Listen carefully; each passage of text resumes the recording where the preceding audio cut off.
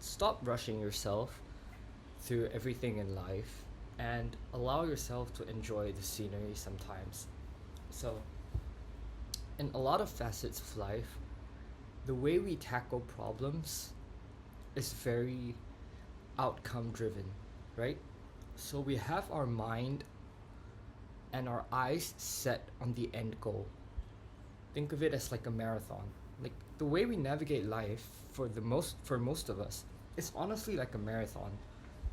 Everyone's just hyper fixated on finishing the marathon.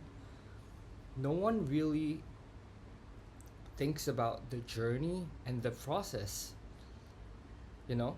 And I was just thinking about this morning, um, when I was doing, my self reflection, introspection thing.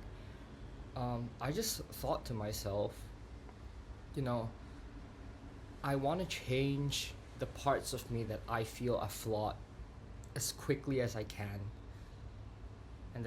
So I was thinking, wait a minute, what am I rushing myself for? So I think that many people go through this same internal struggle. And honestly, the urge that you have to rush change is a good thing because it's a it's a point blank showcase of the commitment that you have towards wanting to improve yourself or wanting to make the certain change happen. That's why you're rushing yourself to do it, because you visualize yourself, after the change has happened, and you're like, hey, this is the person that I would like to work towards becoming. So this urge is good because it does showcase the commitment. But oftentimes when rushing change, we miss out on the true essence of what change really is, which is growth. You can't really rush growth. You can't get a seed to grow quickly into a tree in like a couple of days. It takes time, and it takes trusting the process. It takes, for a seed to grow into a tree, it takes many things. It has to brave the winds, droughts, heavy rain, things like that. These are all things that will eventually lead to your growth. And through rushing through all of these hurdles and obstacles that come by being so hyper fixated on turning into a tree, you're missing the whole point of change. And this change will just be temporary because you will get to the end point quick, but you will miss out on the commitment aspect. You'll see yourself change in, say, 5 days, but what's more to offer? Good things good good things take time. That's what I'm trying to say. You need to take a step back.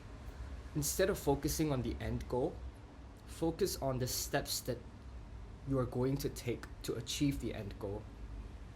And this way you will be content with any outcome, because you'll be walking with yourself throughout the process. A lot of the times we miss out on the process, which is arguably the most important part of change. We need to take the time to feel things around us, feel our emotions throughout the journey, instead of pushing them aside and being so fixed on the goal. We have to allow ourselves to, make mistakes. And really, the introspection part in the journey,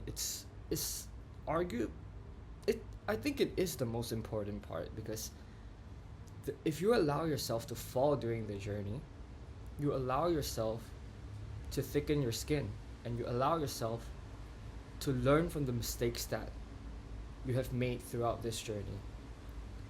And this learning component is what is eventually going to drive the growing component, which is eventually what's going to lead to a more organic change, you know? Take things slowly.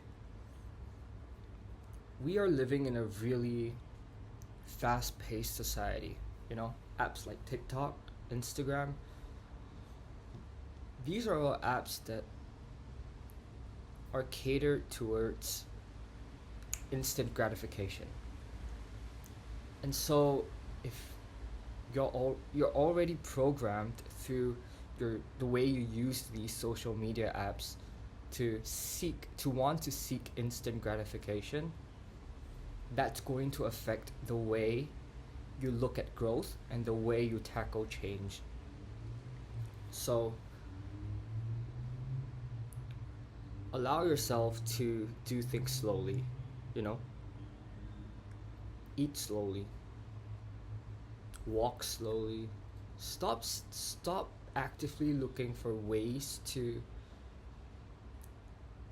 time max, as you guys might call it.